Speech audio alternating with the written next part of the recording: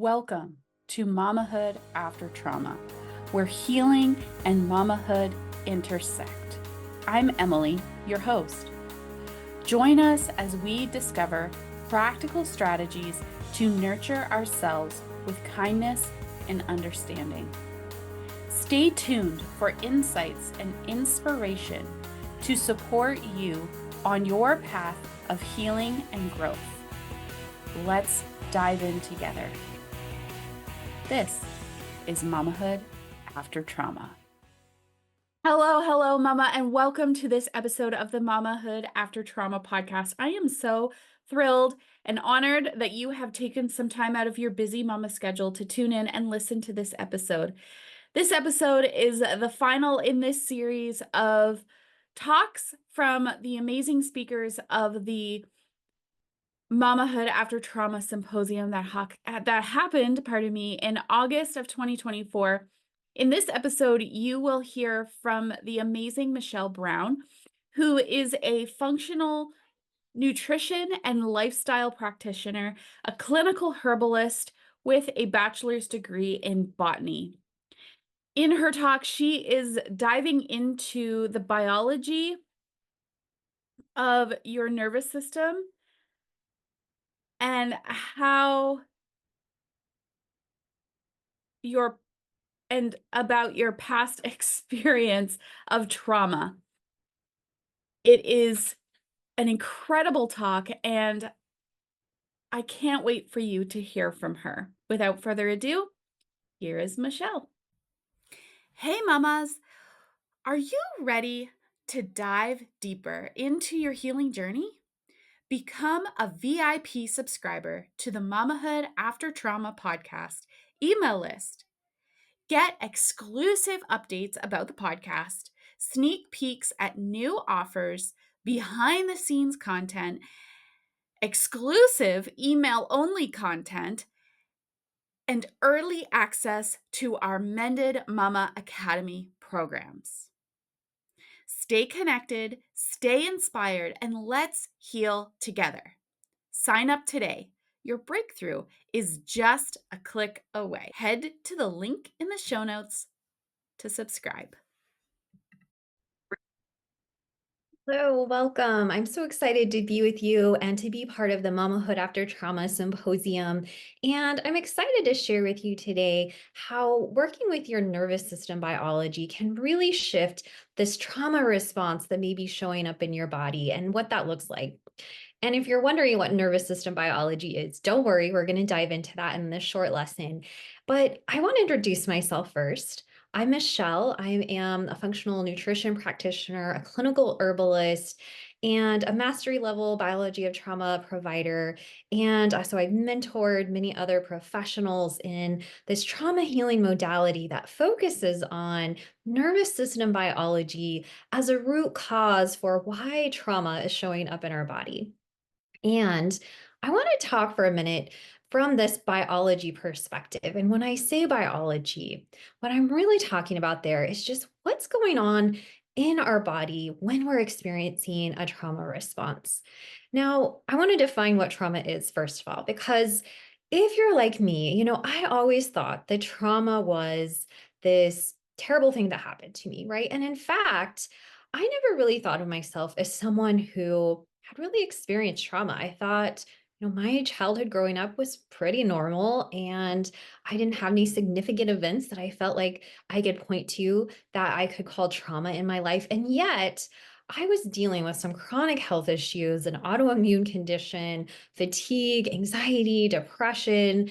And when I learned what trauma really is, a light bulb went off for me. I recognized that I had, in fact, experienced trauma. And maybe I'll share a little bit of my story with you as well as we talk about this trauma response and how it can show up in the body.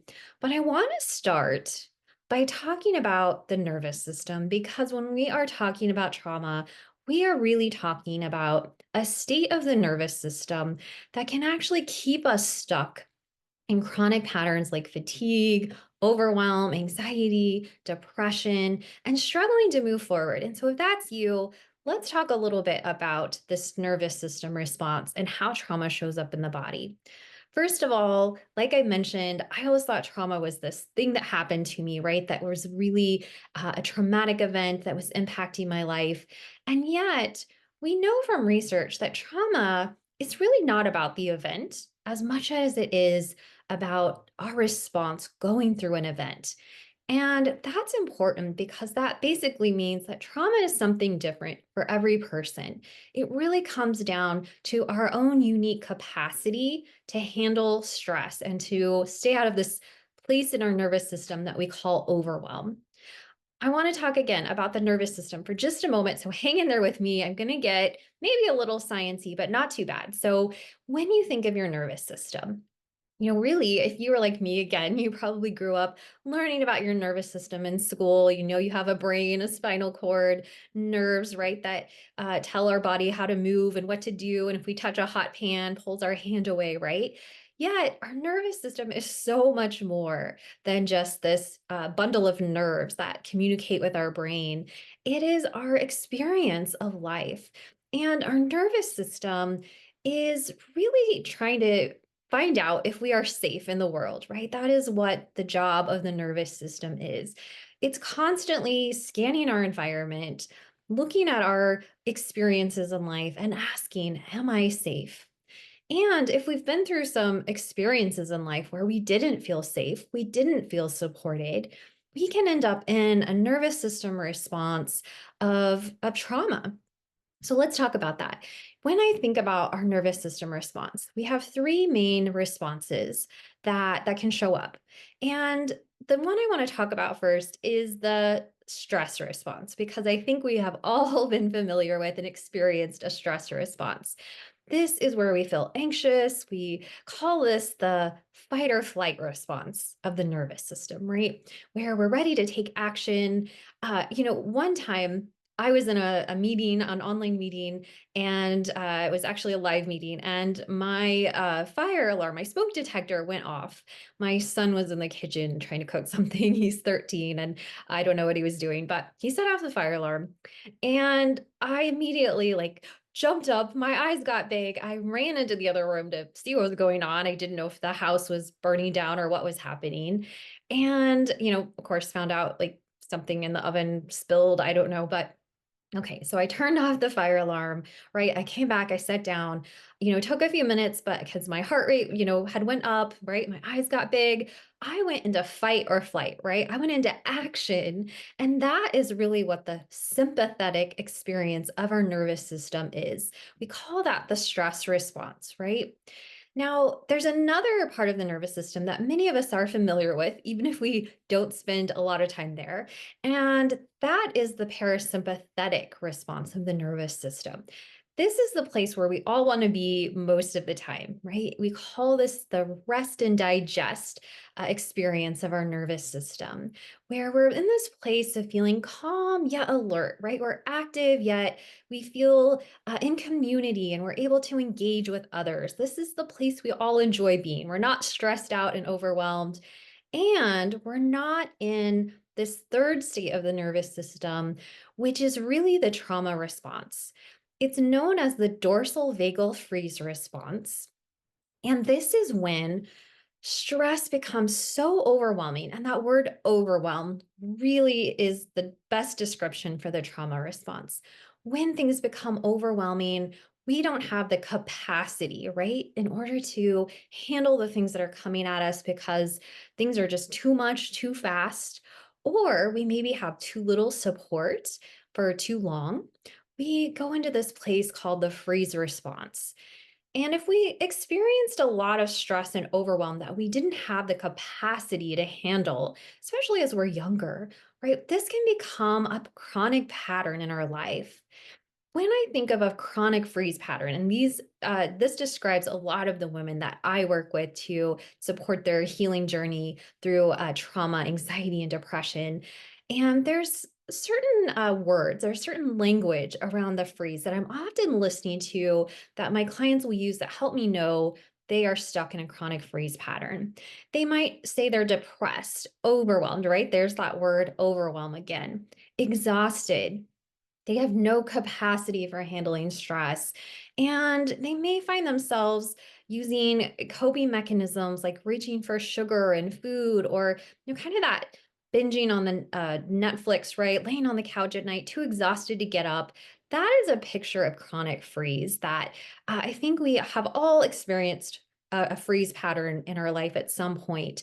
But again, this can become a chronic pattern where we just are stuck in this pattern of low energy, low mood, and other patterns that can show up are chronic health issues, right? Again, autoimmune conditions, chronic pain. And these are things I'm, again, searching for, listening for, looking for with my clients that tell me their nervous system is stuck in a chronic freeze pattern. So, again, chronic patterns of low mood, low energy, other chronic health issues like pain, fibromyalgia, autoimmune conditions. These are really classic symptoms of a chronic freeze response. And again, this can show up for many reasons. It could stem from early life trauma. It can happen later in life. And one big piece of this puzzle is our nervous system biology. So I want to take a few minutes and talk about what is our nervous system biology? How do we support that and shift that? Because when we work on the biology side, that's where we can bring energy into the system, as we'll talk about, and actually have that capacity of the nervous system, that energy to move out of that chronic freeze pattern and to do the things we need to do. When we are stuck in a trauma pattern, I want you to recognize that it always shifts our biology in some way. So even when we're in a stress response, we know that we use up certain nutrients more than we do when we're in a parasympathetic, right? That place of our nervous system we all want to be in. And so we want to recognize that as we look at that biology side, are there certain nutrient deficiencies that are making us more susceptible to this overwhelm, this low energy state of a chronic freeze pattern? And again, we can get really stuck in these patterns. It can shift the way that our energy shows up, but also hormones, our immune function, everything, right? Our brain function, inflammatory pathways can be shifted on when we are stuck in a chronic freeze pattern. And so by addressing that biology piece, that's where we can really bring energy into the system, shift out of these chronic low mood, low energy patterns, and start to feel like ourselves again, have that capacity to move forward. So let's talk about that, because I feel like this concept of nervous system biology is really overlooked in this trauma conversation that's happening today. There's a lot of focus on somatic tools, dropping into the body, therapy, talk therapy. And I do think all of those things are really wonderful and useful. But I want you to understand something. If your body, right, if your biology is stuck in these chronic low energy patterns, it's really hard to move forward with those other healing modalities when we just on that internal biology level don't have the energy and don't have the resources we need to create that energy to move forward. So this biology piece is often overlooked, and we want to think of it like almost like a teeter-totter, right? I don't even know if these are around anymore. I think they're considered too dangerous now. But for those of us who are maybe around my age, I'm 45. We might remember, right, going to the park, and there were teeter-totters, right? One kid would get on one side, you would get on the other side, and you'd go up and down, right? And if the weight was even, right, it would be balanced. If maybe one person was a bigger person than the other, right? One person would go, the little person would be up and the big person down, right? So if you think of a teeter-totter, right? If we're trying to create balance, and that really is the idea behind restoring balance to our nervous system, we want to work on both sides of the coin, if you will, both sides of our teeter-totter, and address that biology as well as the behavior, the somatic tools that we might be using, the therapy piece, right? The mindset piece, for example.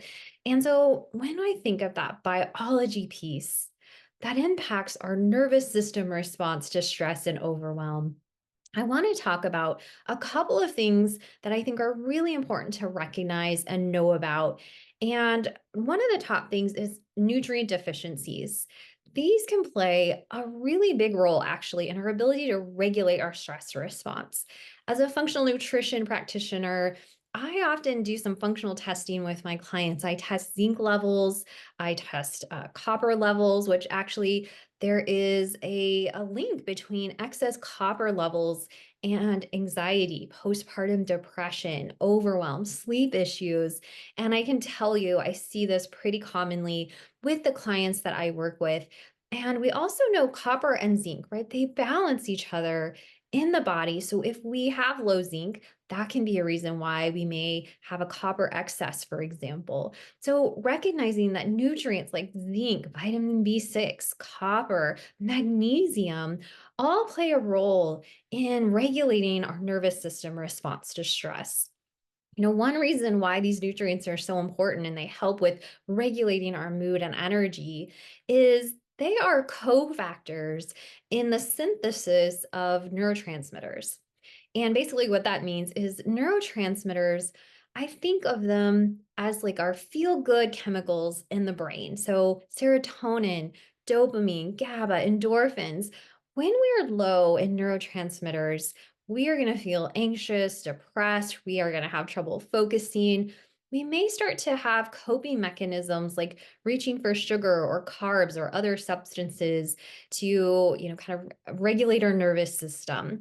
And, this was actually part of my trauma story. And so let me back up and tell you just a little bit of that story. I kind of alluded to it at the beginning. Again, I never recognized that trauma was part of my history. And yet I struggled with eating disorders pretty seriously in high school. It started out as trying to go on a diet, which, I didn't really need to do, but it was the 90s and everything was about being thin. And I thought I needed to jump on that bandwagon, apparently. So at 15, I started dieting, quickly spiraled into an eating disorder. I was practically not eating anything. It wasn't until years later, when I started to work with this trauma informed modality in my practice, that I recognized that trauma was actually a very significant part of my struggle with eating disorders. And then my subsequent issues with my thyroid health and anxiety and depression and fatigue. And, when I was a teenager, 15 years old, struggling with my eating patterns, it was a time when my aunt, my mom's only sister, was diagnosed with cancer. And over the course of my sophomore year in high school, she passed away. And this was a really difficult time for my family. And to be honest with you, my parents are great people, but they really kind of checked out at this time. I mean, my mom was, of course, watching her only sister, slowly pass away from cancer. It was a really traumatic experience. And as a 15-year-old at that time, I didn't have the tools, the resources, the understanding to really cope with what I was going through and watching my family go through. And I didn't have that support, right? I was not going through this traumatic experience with really any support or community or help from my parents or anyone else. And my only coping mechanism, my only tool I had at that time to deal with this overwhelm that I was experiencing was trying to control what I was eating. And so it started out again with really controlling my food, but quickly spiraled into more of a binge eating pattern. And looking back now, I have so much compassion for my younger self and that struggle with overeating, but it was the only tool that I had at that time to regulate my nervous system. Well, eventually I was able to move past that and was, able to start working with clients as a health coach. And, I ate a pretty healthy diet, certainly not perfect, but fast forward about, oh my goodness, like 25, 30 years. And I found myself going through a divorce. I was about 35 or so. I moved to a new city with my three kids. It was, again, a pretty stressful, overwhelming time in my life. And I found myself putting my kids to bed at night, going into the kitchen, reaching for a jar of peanut butter and a bag of chocolate chips, and just eating and feeling like, what am I doing? I feel out of control. It's scary. It feels overwhelming. I feel ashamed. I feel disgusted with myself. And yet I felt like I couldn't control that behavior. And fortunately, it was around that time I first started working with this system response of the body. And I started to just notice what I was feeling in my body. And I'll invite you to try this if it sounds interesting to you. But when you think about trauma, we often disconnect from what we're actually experiencing in our body because it feels uncomfortable, it feels overwhelming. And so, if you think about feeling hungry, for example, for most of us, we feel that kind of rumbling in our belly, right? That growling and that sensation of gnawing in our stomach that tells us we're hungry. We need to get something to eat. But if you think about a different emotion, for example, anxiety, you might feel that somewhere else. And for me and many people, I know it's this pressure on my chest, right? I'm putting my hands here on my chest and just kind of pushing in and recognizing it's a really uncomfortable feeling, right? Thinking of like someone just standing there pushing against you. And we might experience something like anger, for example, as this tension, this tightness in the back of the neck. And so, again, we experience something in our body physically when we're experiencing different emotions. And as I began to recognize that, the next time I went into the kitchen thinking I needed to eat something because I thought I was hungry, I recognized, I just stopped for a moment, noticed what I was actually feeling in my body. And I'm telling you, I was floored to recognize I was not hungry at all, right? I was feeling this pressure in my chest, this anxiety, right? This overwhelm at this new situation I found myself in and the stress. And the only tool I had at that time was to reach for food, right? Going back to those old coping mechanisms that I had adopted as a teenager because I didn't have any other tools, other healthy coping mechanisms, or even any ability to understand what I was feeling in my body. Now, maybe it sounds crazy to you to think that I didn't recognize anxiety behind that eating pattern, but this again is really common to disconnect, right, from what's happening in our body when we experience trauma. And so being able to drop into our body, start working with nervous system tools to shift that experience of safety in the body is important. And that's actually the first step in my mood reset method, right? Regulating our nervous system response with mind body tools. But I want to focus on that second step of that process, which is this nervous system biology piece. Because the other thing that I did at that time, as I started recognizing that what was happening to me was really a trauma response, a nervous system response to the stress and overwhelm I was feeling, was to start using some neurotransmitter support actually to help shift my response to stress. And this was really helpful. So at that time, I actually used a supplement called DLPA. This is just an amino acid, and we make our neurotransmitters from amino acids, right? So we get amino acids from proteins, but sometimes we're not getting enough or enough of the right types of amino acids. And so I started using an amino acid supplement called DLPA. And this is really useful for people who have low endorphins. And a typical pattern for someone with low endorphins is to reach for food or maybe romance novels or wine or watching Netflix, right? Things that we bring in to kind of create this sense of comfort for ourselves. And I found that working on that nervous system biology while also recognizing and working with my state of my nervous system to create that felt sense of safety in my body, I was able to actually completely shift out of this unwanted kind of chronic, unhelpful eating pattern that was showing up in my life. And so I want you to take away two things from what I just told you about my own story with chronic eating disorders and reaching for food as a coping mechanism. Number one, I want you to recognize that if you have certain coping mechanisms in your life, or you're experiencing chronic depression or anxiety that you can't just seem to shift, I want you to recognize that it's not a choice that you're making, right? At that time, the only tool I had to shift my nervous system response was food. It was the only thing I knew to do. And so I'm actually grateful for that experience because I was able to do something that, there are certainly far more unhealthy coping mechanisms I could have reached for. And so I'm grateful that I was able to find something that was able to help me stay regulated in that moment, even though it wasn't the most healthy place to be. But I was working with what I had to work with in order to stay in that place of regulating my nervous system. And number two, I want you to understand that while it's not a choice, right, we can recognize that our body is doing exactly what it needs to be doing to help us move through the overwhelm, the stress, the trauma that's showing up in our body.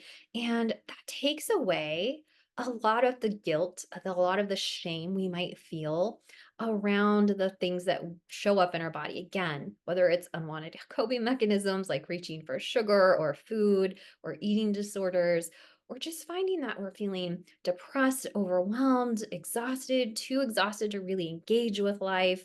Maybe we feel irritable or anxious, and that's impacting our day to day life. I want you to understand that it's not a choice that you're making, right? Your nervous system is doing what it needs to do to protect you, to support you. But now that we know that, we can start working on that nervous system biology, bring in the support that we need, and start moving out of this chronic freeze pattern.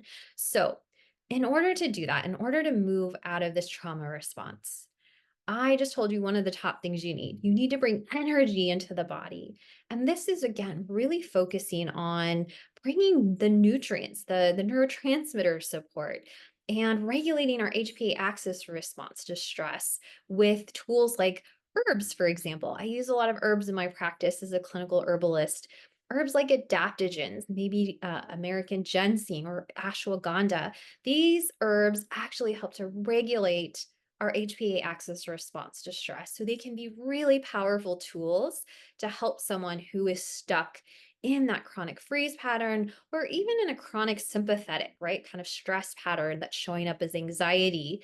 I think of that as that wired but tired type of pattern where we feel this chronic exhaustion and yet we can't really seem to get to that place of being able to relax, to feel good in our body, maybe impacting our sleep, our mood, our energy. And so, in sort thinking about this nervous system biology piece, I want to just kind of recap really quickly and remind you that there is a physiological shift that happens when our nervous system is fluctuating between a chronic sympathetic pattern, right? That stress response, and a chronic freeze pattern that may be showing up in overwhelm and in fatigue and other chronic health issues. And as we support that nervous system biology, we may need to bring in therapeutic doses of certain nutrients. Herbs can be really powerful here when I match the right herb with the energetic pattern of the client I'm working with. That's where I see a big shift in this energy that's really keeping people stuck in that chronic freeze pattern. So, in order to help you do this, I have a free gift for you. This is a mini course called my Holistic Anxiety Solution mini course. And I go into much more detail about how to work with your chronic freeze patterns that might be showing up, right? Again, remember, that really and truly is the trauma response of the body. On that physiological level, we can shift things so that we have more capacity, right, in our nervous system, more energy to handle the things that come up in life, to deal with the stress and overwhelm and just the day to day things that we need to do to be present with our families, to live out our purpose and fulfill our goals, all the things that we have in our hearts to do. So I hope you enjoy that free gift. And I hope you'll start thinking about this nervous system biology piece, bringing in some support there, because as you do, you're going to find your capacity of your nervous system is going to be increased. You're going to feel so much better. And as I like to say, when we feel better, we can do better. So I look forward to sharing that with you and hope to connect with you again soon. Thank you so much for taking time out of your day to tune in to this episode of the Mamahood After Trauma podcast. If you would like more of the Mamahood After Trauma community, make sure to look in the description of this episode for the link to become a Mamahood After Trauma Inner Circle member. Until next time, Mama, keep